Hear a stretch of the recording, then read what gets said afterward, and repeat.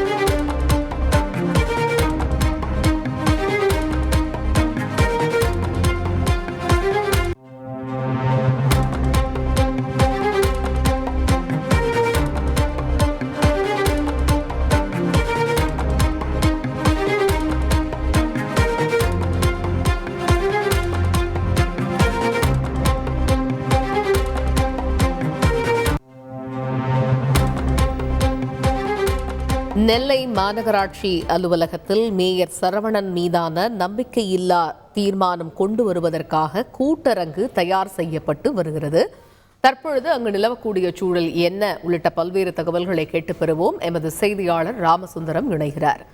ராமசுந்தரம், இப்ப நம்பிக்கையில்லா தீர்மானம் கொண்டு வரப்படுகிறதா, நடத்தப்படுமா, வாக்கெடுப்பு நடத்தப்படுமா, அங்க இருக்கக்கூடிய சூழல் என்னவாக இருக்கிறது, அந்த கூட்டரங்கிற்கு யார் யார் உள்ளே அனுமதிக்கப்படுகிறார்கள், அங்கு நிலவும் சூழல் என்ன, விவரிங்க.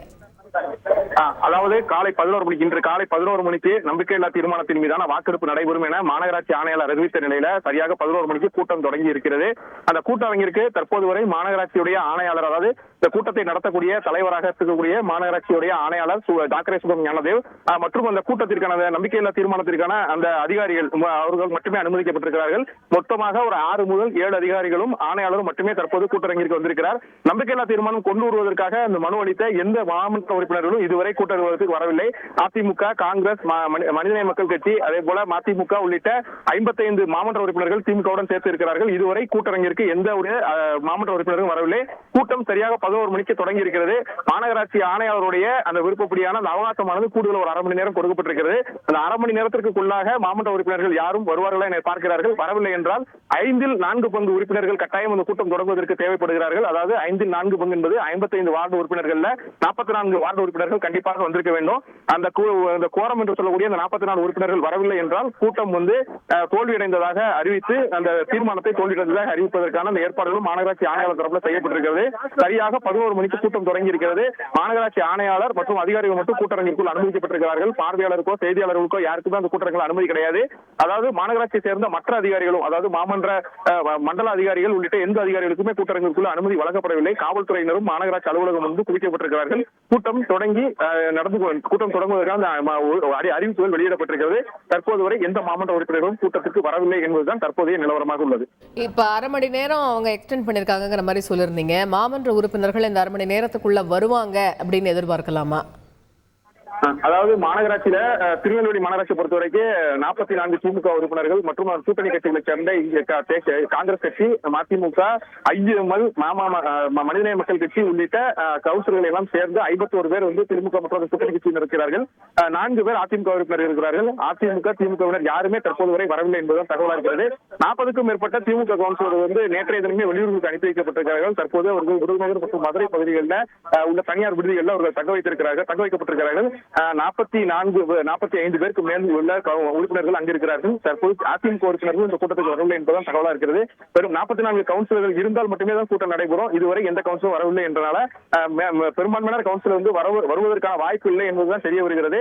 இதனால வந்து கவுன்சிலர்களே இல்லாமல் தான் இந்த கூட்டம் வந்து முடித்து வைக்கப்படும் என்பதும் இந்த தகவலாக வெளியாகி இருக்கிறது. சரியாக 10:30 மணிக்கு அதிகாரப்பூர்வமாக எந்த தகவலோ அது வந்து அறிவிக்கப்படும். தகவல்களுக்கு நன்றி ராமசுந்தரம். விஜய் சேதுபதி, கட்ரினா கைஃப் இணைந்து நடிக்கும் மேரி கிறிஸ்மஸ் இன்று முதல் உங்கள் அபிமான திரையரங்குகளில்.